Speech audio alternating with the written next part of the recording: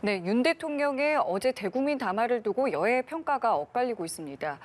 철회하긴 했지만 처음으로 대통령의 탈당을 요구하는 목소리도 나오는 등 여당 내에서도 반발이 이어졌는데요. 네, 총선을 8일 앞둔 정치권 이슈 정호김 전 의원, 김상일 정치평론가와 함께 짚어보겠습니다. 두 분 어서 오십시오. 안녕하십니까?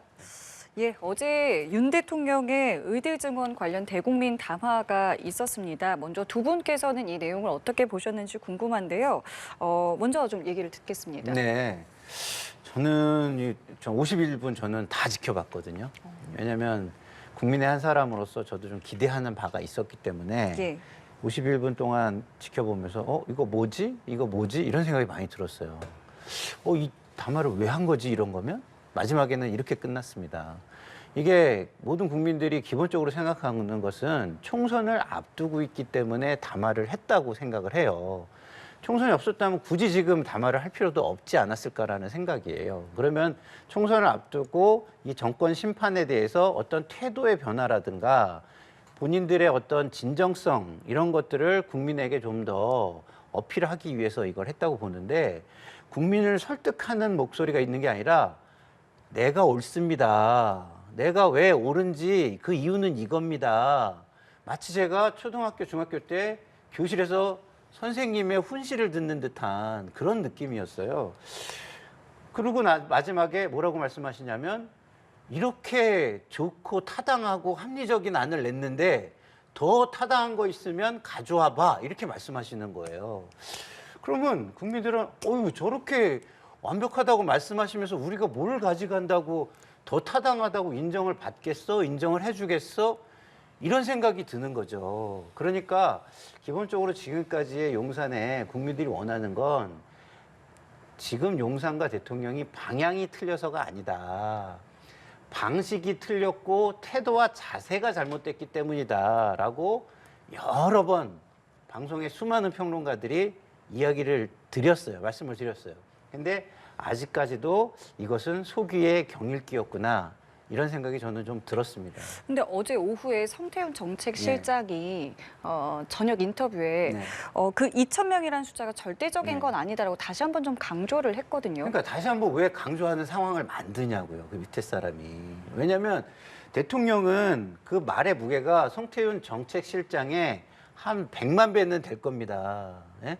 성태훈 정책실장도 굉장히 무게가 무거운 분이지만 대통령은 그걸 초월하는 의사결정이나 말의 무게에 있어서 굉장히 초월적인 무게감을 가지시는 분이에요. 근데 그거를 밑에 있는 사람이 나와서 다시 설명해야 되고, 내지는 그 의미를, 내지는 어떤 꿈에 대한 해몽을 막 곁들여야 되는 이런 상황을 만든 것 자체가 저는 이 담화가 잘못됐다는 걸 오히려 보여주는 거라고 생각하고요. 어쨌든 밑에서 그런 노력을 한 거는 그나마 다행입니다만은 최초에 담화를 했던 의도, 목적, 이거는 상당히 퇴색된 거 아니냐, 저는 이런 말씀을 좀 드리고요. 그나마 어쨌든 그 의사 단체에서도 성태훈 그 정책실장의 이야기를 받아서 조금 전향적인 자세를 가졌으면 좋겠다는 국민의 한 사람으로서의 바람을 좀 말씀드리고 싶습니다. 예. 어떻게 보셨어요? 그러니까 오전에 대국민 담화가 있었고 제가 질문을 드린 것처럼 오후에는 이제 성태훈 정책실장이 요 증원 규모와 관련해서 좀 유연하다라는 이제 입장을 다시 한번 좀 강조를 했습니다. 그래서 결과적으로는 예. 애초에 정부나 대통령실이 2,000명 증원을 상당히 강고하게 그런 입장을 보였지만, 요번에 실질적으로는 2,000명 증원에 대해서 굉장한 유연성을 보인 거잖아요. 보인 거죠. 어쨌든 정책실장이 오후에 그렇게 이제 설명을 했으니까. 그런데 지금 총선이 이제 한 자릿수로 남았습니다. 예. 곧 사전 투표도 있고. 그런데 이 대통령의 담화가 총선에 국민의힘에 지금 나가서 뛰는 후보들에게 얼마나 긍정적인 효과를 줄까에 대해서는 실제로 숫자를 지금 줄이는 쪽으로 가고 있음에도 그 효과가 그렇게 크지 않을 것 같다라는 우려가 생기는 것이죠. 그런데 사실은 그 인식이 굉장히 중요한데, 애초에 오전 담화에 좀 그런 부분을 좀 더 명쾌하게 담았다면 좋지 않았을까라는 아쉬움은 있지만, 어찌됐든 대통령실에서는 아마 그런 심정 아니겠습니까? 솔로몬의 재판에 나오는 친아이의 엄마와 같은, 이대로 갔다가는 국민이나 환자가 볼모로 잡히겠다. 그런데 이왕 그런 심정으로 2,000명 숫자에 대해서 지금 유연하게 나오는 것이라면은 좀 더 드라마틱하게 대통령의 담화를 통해서 그걸 좀 분명히 숙지시켜주는 그런 내용이었으면 어땠을까라는 아쉬움이 있죠. 예, 알겠습니다. 한편 이번 발표에 대해서 여야의 입장도 갈리는데요. 한동훈 위원장과 이재명 대표의 발언 듣고 대담 이어가 보겠습니다. 다수 국민들은 정말 의사 지원이 필요하다는 점에 공감하고 계십니다. 하지만 반면에 지금의 상황이 조속히 해결되는 것도 바라십니다. 국민의 건강과 직결된 문제이기 때문에 숫자에 매몰될 문제는 아닙니다. 조속히 국민을 위한 결론을 내줄 것을 강력하게 요청드렸습니다. 오늘 대통령 담화가 있었죠. 아직도 여전히 심각하게 생각 안 하는 것 같더라고요. 엄하게 한번 심판해 주면 좋겠습니다. 그런데 이 정권은 저는 이성을 잃은 정권이라고 생각해요. 완전히 절대군주가 돼 가고 있는 중이고요. 대통령은.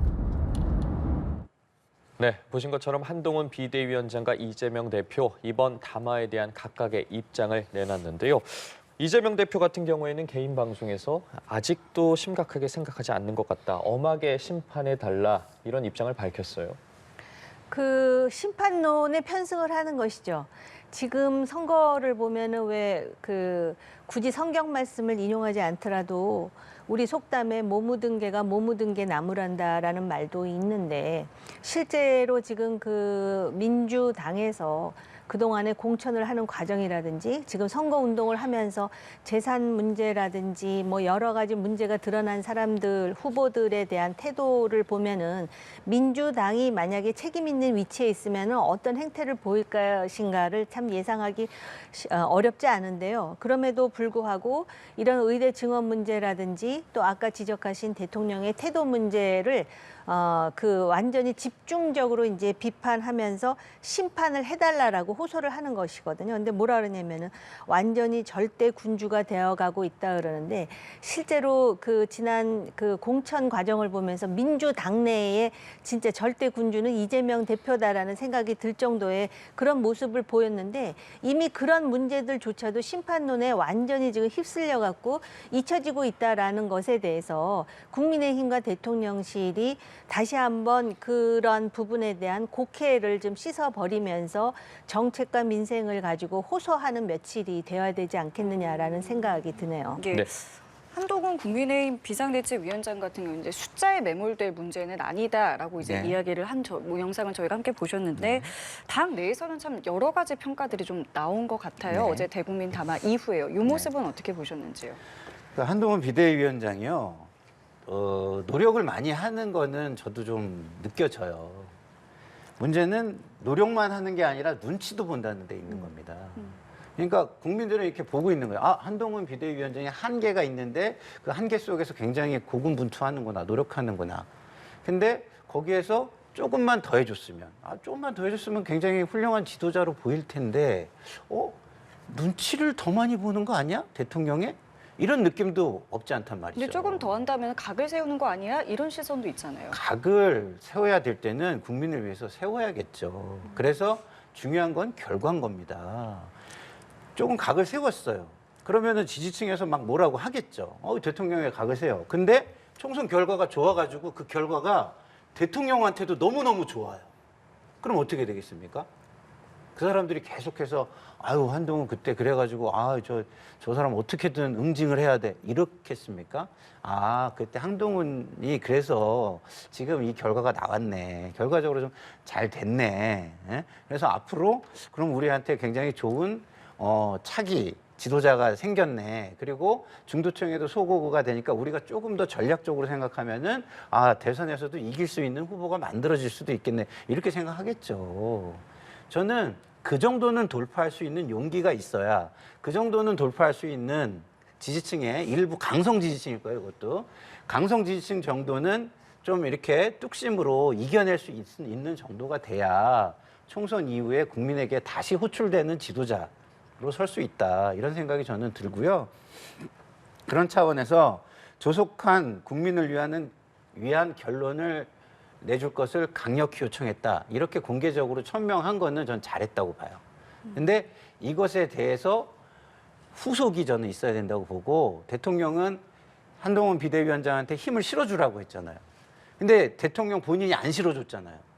근데 그 한동훈 비대위원장이 이 말에 또 대통령실과 정부는 어떻게 또 반응을 내놓을지도 좀 관전 포인트가 된다 이런 생각이 듭니다. 예, 뭐 철회를 하긴 했습니다만은 하문경 후보 같은 경우 이제 뭐 대통령의 당원직 탈당 이야기까지 했고요. 대국민 담화 이후에 이제 당내에서 여러 목소리가 나오다 보니까 이 대국민 담화와 관련해서 당과 조율이 없었던 거 아니냐, 혹은 매끄럽지 않았던 거 아니냐 이런 보도들도 있고, 아니다 충분히 했다 뭐 이런 보도들도 나오고 있는데 어떻게 좀 맥락을 봐야겠습니까? 당 지도부와는 계략적인 조율을 하지 않았겠습니까? 그렇게 보이고요. 지금 특히 수도권을 중심으로 해서 후보들이 사력을 다해서 뛰는데 이제 그런 일련의 엇박자에 애가 타겠죠. 근데 사실은 국민의힘은 진작에 이런 상황을 맞지 않기 위해서 아주 오래전부터 건설적인 쓴소리가 나왔어야 되는 것이고, 그 쓴소리를 정부나 대통령실이 받는 그런 모습을 보여줬어야 되는 거예요. 이런 것들이 계속해서 이렇게 쌓이면서 오히려 지금 이제 급하니까 막 심지어는 탈당 얘기도 나오고 또 뭐 석고 대제 얘기도 나오는데, 진작에 나왔다면은 그 진정성을 인정해주지 않았을까? 그러니까는 공천 받고 그다음에 이제 선거 운동하면서 이런 얘기들이 나오는데, 사실 이 문제가 뭐 바로 선거 때 문제는 아니지 않습니까? 굉장히 오래 묵은 문제인데 그런 점에서 아쉽고요.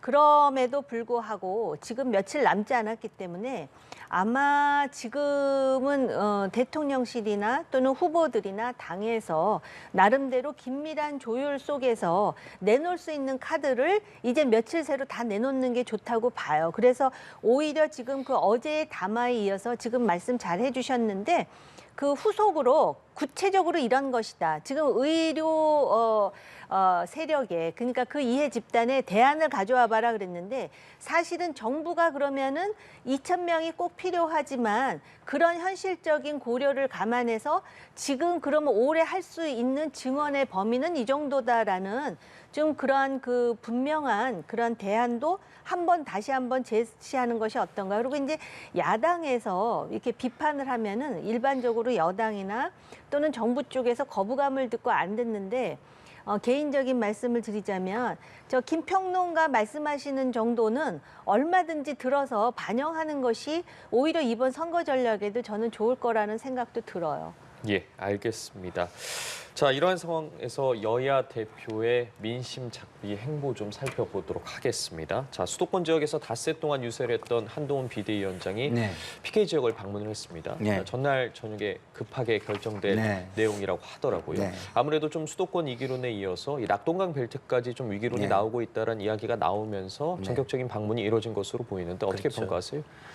그러니까 우리가 이제 뭔가가 이렇게 악화되거나 무너질 때 어디를부터 치유를 해야 되냐면, 그게 이제 그 뿌리가 되는 부분부터 치유를 할 수밖에 없어요. 근원이 되는 부분. 그러면은 지금 수도권은 이미 치유를 하려고 해도 밑에가 이미 골마 있는 상황에서는 치유가 안 될 거라고 판단하는 게 맞고, 그러면 조금 더 치유의 근원적인 부분으로 가서 그 치유를 하려고 든다면 지금 가장 위험한 게 낙동강 전선입니다. 이게 이제 낙동강 전선까지 밀린 거예요. 저희 6.25 때 낙동강까지 밀렸듯이 거기까지 밀렸기 때문에 거기를 전선을 사수하고 나서야 수도권으로 올라올 수가, 인천 상륙 작전을 하듯이 수도권 상륙 작전을 할 수가 있는 거죠. 한동훈 위원장이 부산을 여러 차례 방문했잖아요. 네. 그럼에도 지금과 같은 지지율은 네. 왜 나온다고 그럼 개인적으로 아니, 생각하세요? 그건 뭐 질문하시는 앵커님도 뭐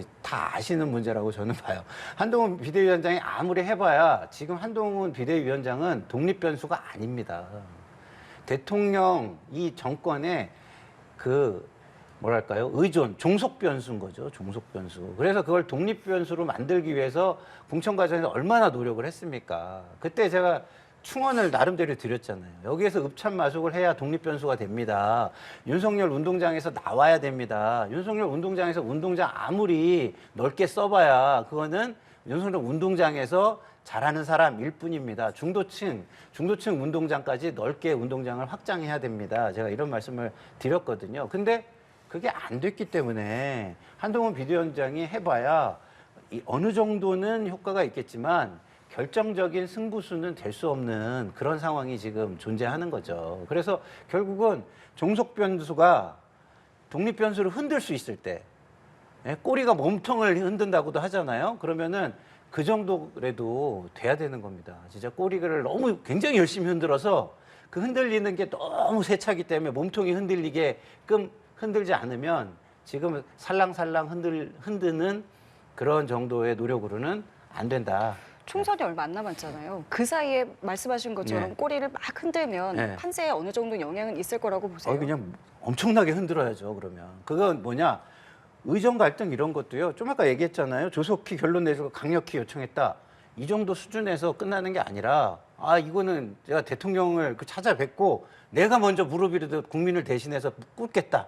이런 자세로라도 가야 되고요. 그리고 뭐 의료계도 그러면은 같이 찾아가서 의료계에도 국민을 위해서 내가 가서 그럼 무릎이라도 꿇어서 이게 국민을 위한 거지 누구 정권이나 의사들을 위해서만 생각하면 안 되는 거 아니냐. 정치인의 한 사람으로서 정말 진정성 있게 내가 그 부탁드리러 왔다. 뭐 이런 어떤 과감하면서도 정말 이렇게 강단 있는 지도자다운 모습들이 좀 많이 나와야 된다 이런 생각이 듭니다. 평론가님께서 지금 일관되게 이야기하시는 게 그러니까 어쨌든 좀 강단 있는 모습을 보여야 한다라고 하는 건데 한동훈 비대위원장의 그럼 최근의 어떤 흐름들을 좀 보면요. 어제 부산에 가서 낮은 자세로 좀 하겠다 이런 좀 모습들을 보였고요. 몸 낮춘 모습들 보였고요. 그리고 총선 이후에 본인의 어떤 당내 역할에 대해서 좀 요즘에 강조를 하고 있는 것 같아요. 그동안은 그 부분에 대해서는 좀 굉장히 말을 아꼈는데 총선 이후에도 본인이 역할을 할 수 있도록 뽑아달라 이런 입장을 내놓고 있는데 그럼 이런 부분에 대해서는 어떻게 보세요? 그러니까 만감이 교차하는 것 같아요. 그리고 요번에 이제 선거가 완전히 어떤 정부라든지 대통령 심판으로 이어지다 보니까 본인이 선대위원장을 하면서 당혹스러운 부분도 있겠죠. 그리고 한동훈 효과라는 게 있었는데 지금 다른 변수들이 막 맞물리면서 그 효과가 상대적으로 좀 적게 느껴지는 측면도 있거든요. 근데 사실 우리가 지난 일을 얘기하기는 쉬워요. 그러니까 예를 든다면은 김 평론가께서도 말씀을 하셨지만 1차 윤한 갈등 이후에 그때부터 좀 더 담대하고도 그리고 좀 더 대참 모습으로 계속해서 개혁을 추구했으면 어땠을까라는 말은 하기 쉬운데 본인이 처한 위치라든지 현실적인 그런 여건상 지금 나름대로는 집토끼도 잡고 산토끼도 잡아야 되니까 혼자 동분서주하는 듯한 그런 느낌을 지금 받지 않습니까? 이런 상황에서 이제 아마 그 유권자들한테 총선 이후에 제가 어디로 가는 게 아닙니다. 여기 있으면서 정치를 계속 하겠습니다라는 것이 득표에 도움이 된다라고 생각을 하기 때문에 최대한 낮은 자세로 하면서 뭐 여러 가지 얘기를 때로는 던지듯이 공약도 그렇고 막 내놓는 것 같은데요. 제가 볼 때 지금 며칠 남지 않은 상황에서 당정 간에 또 다른 갈등이 있는 것처럼 보이는 거는 제가 볼 때는 별로 효과가 없을 것 같아요. 그래서 제가 조금 전에도 말씀드렸지만 긴밀한 조율하에 국민들이 원하는 부분, 갈등 부분을 해소한다든지 이런 거와 관련해 가지고 이렇게 일관성이 있으면서도 과감한 한 목소리를 내겠습니다라는 차원에서 의정과 관련해 가지고도 이제는 근본적으로 소위 정부에서도 뭔가 이렇게 대안이 구체적으로 나와야 되는 것이고 그 역할을 지금 내가 하고 있습니다를 좀 분명하게 보이면서 아마 자기 자신에 대해서 가지고 있는 유권자들, 특히 보수 유권자들의 지지를 생각하면서 이제 신뢰와 안심을 주려고 그러는 것 같은데 그 부분은 동의합니다. 좀 더 이렇게 그 움직임의 폭이 좀 더 컸으면 하는 생각이 들고요. 그리고 이제 제 개인적인 생각으로는 왜 그 언론에서도 그 얘기 하잖아요. 지금 그 위원장이 급하니까 막말 비슷한 걸 하는 거 아니냐라는 얘기를 하는데 그거는 좀 자제하면서 구체적으로 나의 그 정치적인 보관은 이것이다. 특히 총선 이후에 그래서 최대한 한 석이라도 더 살릴 수 있는 그런 어떤 절박한 심정. 근데 뭐 이런 얘기 하잖아요. 제 탓은 아니지 않습니까? 이런 말도 저는 그렇게 긍정적으로 들리지는 않는데요. 예. 좀 더 정부와 그러니까 정부와 대답하고 소통하고 정부를 움직일 수 있는 그런 유일한 정당이요, 유일한 정치인이라는 것에 대한 확신을 좀 더 줬으면 하는 생각이 들어요. 예, 저희가 한동훈 비대위원장과 관련해 이야기 나누고 있는데 오늘 한 비대위원장 네. 충청으로 향합니다. 네. 지금 국회 세종시 이전 공약 발표 이후로 처음으로 네. 충청을 찾는 건데 네. 여러 보도나 또 여론조사 같은 걸 보면 이 공약 발표 이후에 좀 네. 지지율이 올랐다 이런 보도를 계속해서 나오고 있는 네. 상황이거든요. 네. 실제로 영향을 많이 미쳤다고 보세요? 뭐 그 이후에 여론조사가 뭐 많이 나와서 그거를 뭐 객관적으로 입증해줬다 이렇게 보기는 어렵고요. 그다음에 여론조사에서 지역별로 이렇게 뜯어보면 샘플 수가 되게 작기 때문에 그거의 변화를 그렇게 크게 분석하고 평가하기는 좀 어렵다 이런 생각이 듭니다. 근데 어쨌든 PK 지역이 중요하고 그 다음에 충청이 중요하니까 PK 다음에 충청을 가는 거는 뭐 그 일반적인 정치적인 수순으로 저는 보여요. 근데 문제는 뭐냐? 우리가 계속 얘기하잖아요. 우리 민주당에 수많은 악재가 존재합니다. 제가 과거를 기억해 보면 이 정도면은 총선판을 흔들 만한 악재예요. 그냥 뭐 단순하게 그냥 이렇게 어느 정도 이렇게 묻고 갈 수 있는 정도의 악재가 아닙니다, 이게. 근데 그런 악재가 묻혀가고 있잖아요. 예? 그 왜겠습니까? 그 근본 원인이 뭔지 국민들이 다 알고 있어요. 근데 한동훈 비대위원장이 그거를 알면서 그거를 직시하지 않고 피해가거나 무시하는 듯한 선거운동을 한다면 저는 그거는 승부수가 될 수 없다. 결국은 용산과 대통령의 태도, 국정운영 태도가 바뀔 수 있다는 기대와 희망을 국민에게 심어줘야 되고 좀 전에 정욱인 저희 의원님이 말씀하신 것처럼 그거를 할 수 있는 사람이 나다. 내가 그 정도의 역량이 있고 그 정도의 지도자적인 강단이 있는 사람이다. 그리고 국민의 눈높이에 굉장히 예민하고 그걸 잘 파악해서 그걸 또 잘 전달할 수 있는 사람이다. 이거를 보여주는 게 제가 볼 때는 근본적인 해법이에요. 어디를 갔냐 이런 거는 뭐 나름대로 기계적인 뭐 과거에 비추어서 기계적인 평가는 할 수 있으나 제가 볼 때 지금 상황에 맞는 맞춤형 전략이라고 보기에는 그렇게 저는 높게 평가하지 않습니다. 예, 동의하십니까? 예, 그래서 지금 바로 그 부분을 건드리긴 했어요. 2조 심판론이라든지 또 양문서 또 뭐 법적으로 하자는 없다고 주창을 하더구만 공영훈 후보도 그렇고 또 민주당은 아니지만 조국혁신당의 박은정 후보의 그런 문제가 정말 가볍게 볼 문제가 아니지 않습니까? 그래서 굉장히 그거를 한동훈 위원장이 강조하는데 사실은 한동훈 위원장뿐만 아니라 이게 국민의힘에서 굉장히 센 그런 목소리로 나와야 된다라는 것과 더해서 그게 왜 안 먹히느냐를 저도 고민해봤거든요.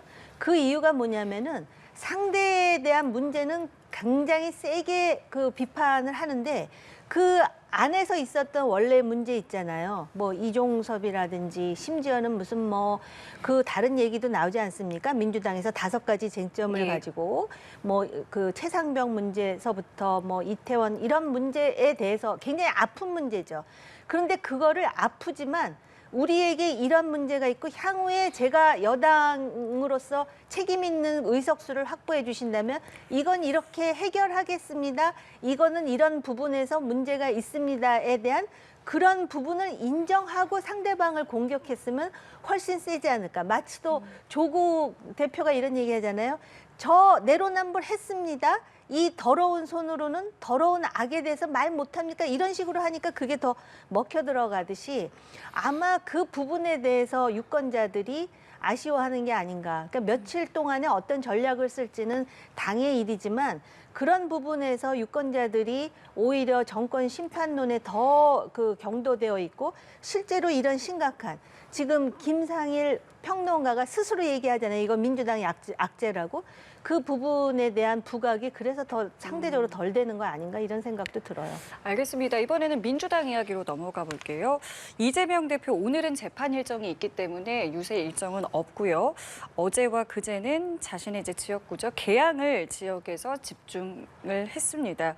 그리고 저희가 조금 전에 이제 뭐 영상으로도 보여드렸습니다만은 이 차량을 이동하면서 이제 개인 유튜브를 통해서 또 유세를 하고 또 후보를 지원하는 그런 모습들도 볼 수 있었는데요. 이 대표가 개항을 해 이틀 동안 이제 유세를 했다. 이 부분은 어떻게 봐야 되겠습니까?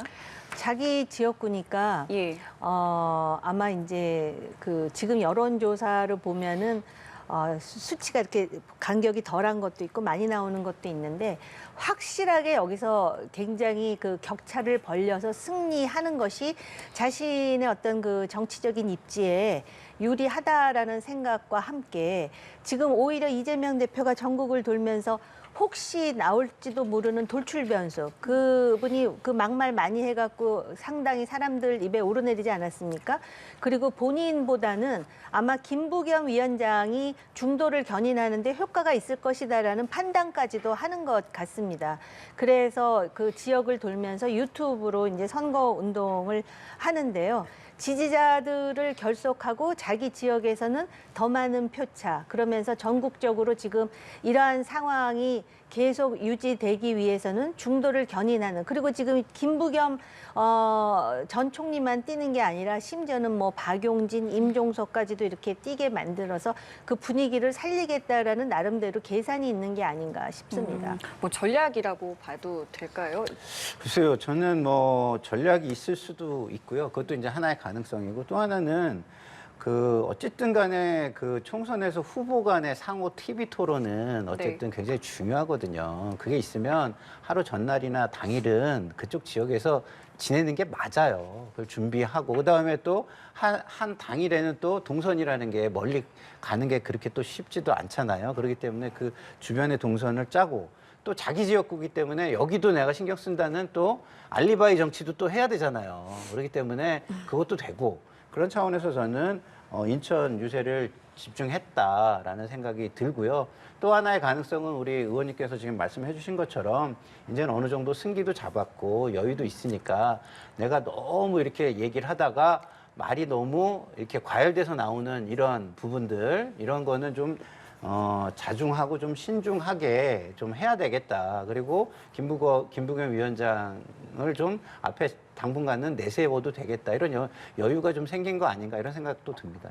예, 알겠습니다. 자, 앞서 TV 토론에 말씀해 주셨거든요. 어제 이제 사전 녹화를 했고 오늘 저녁에 이제 방송이 되는데 자, 어떤 공방이 오갔을지에 대해서도 상당히 관심을 많이 가지고 있는데 그 지역구 현안에 대해서 어쨌든 여러 논쟁이 오갔을 것 같은데 또 원희룡 전 장관 같은 경우 국토교통부 장관이지 않습니까? 관련한 문제들에 대해 좀 논쟁이 있었을까요? 그랬을 것 같은데요. 지역구 현안에 대해서는 얼마나 했을지 모르겠어요. 그런데 오히려 이제 그 대장동서부터 백현동 뭐 선거법 위반 해가지고 이제 토론을 하는 과정에서 원희룡 후보는 어떤 식으로든 대답을 유도하면서 또 다른 선거법 위반의 그런 소지가 있는 발언을 어떻게 해서든지 도출해내려고 하는 전략을 쓰지 않았을까라는 생각이 들고요. 이재명 후보 같은 경우는 이제 양평 고속도로 문제라든지 또는 지금 그 정부와 관련된 심판론을 또 부각시키려 하지 않았을까요? 그래서 이 두 사람이 지역구 현안보다는 그런 어떤 정치적인 이슈에 상당 부분 시간과 에너지를 할애하지 않았을까. 물론 이제 방송은 돼봐야 알겠지만 그런 생각이 드네요. 네, 어떻게 오늘 어떤 부분들을 좀 눈여겨보면 좋을까요? 상대방의 약점이나 의혹을 파고드는 굉장히 뜨거운 토론이 있었지 않았을까 저는 이렇게 생각하는데요. 근데 저는 원희룡 후보가 조금 정치를 오래 했기 때문에 그렇게 하는 거는 그렇게 좋은 전략이 아닐 수도 있다도 좀 생각을 해봤으면 더 좋은 토론이 되지 않았을까 이런 생각이 드는 게 정치가 여백의 정치가 굉장히 중요합니다. 어느 정도의 의심의 씨앗을 심어주고 그 씨앗을 국민이 키우게 하는 게 굉장히 중요하거든요. 우리가 또 그 학급에서 롤링 페이퍼라는 걸 돌리잖아요. 그러면은 마지막에 받는 사람은 쓸 공간이 없어가지고 이게 뭐야? 그 앞에 쓴 사람들을 막 비난을 해요. 뭐 이렇게 크게 써놨어. 막 이렇게 하는데 정치인들이 그 롤링 페이퍼에 자기에게만 잔뜩 담으면요. 국민의 생각이나 국민의 쓸 여백이 들어가질 못합니다. 그래서 그런 차원에서 저는 조금 더 품격 있는 모습으로 공적 책임, 공직의 무게 이런 걸 중심으로 이렇게 좀 더 국민이 생각할 수 있는 방식으로 의혹을 제기하고 토론을 했다면 효과적이지 않았을까 이런 생각이 드는데 그러지 않고 굉장히 막 공격적인 걸 보면은 사람들은요 저걸 보고 왜 저래라고 더 위축돼서 그게 오히려 공격적인 게 마이너스가 됐을 수도 있는 토론일 수도 있었겠다 이런 생각이 듭니다. 예. 봐야 알겠죠. 예, 알겠습니다. 자, 저희가 앞서 한동훈 비대위원장의 PK 지역 유세와 관련해서 이야기 나눠봤는데 네. 민주당 역시도 이 PK 지역에 집중 유세에 나서고 있어요. 네. 문재인 전 대통령까지 네. 등판을 해서 좀 적극적으로 유세 지원에 나서는 네. 모습인데 문 전 대통령의 이런 부분들이 좀 지지층 결집에 큰 영향을 미칠 거라고 보세요? 저는 양날의 칼이라고 봅니다. 왜냐하면 문재인 대통령은 어쨌든 5년 만에 정권을 내준 책임이 있는 분이에요. 그렇기 때문에 저는 이거에 너무 이렇게 중앙 이슈나 중심 이슈로 떠오르는 거는 저는 바람직하지 않다고 보고요.